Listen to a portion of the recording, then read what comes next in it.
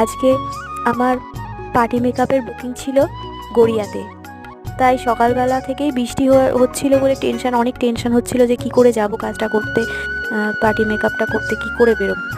ভাবতে ভাবতে বেরিয়েই পড়লাম। ফাইনালি ট্রেনটা চলতে শুরু করেছে, দেখলাম যে বৃষ্টিটা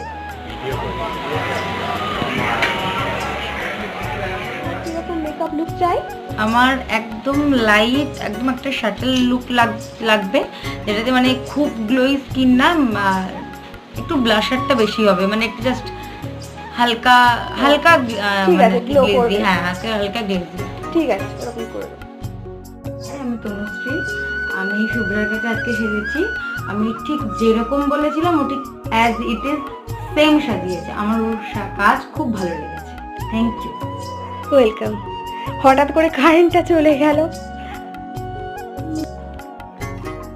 থ্যাংক ইউ।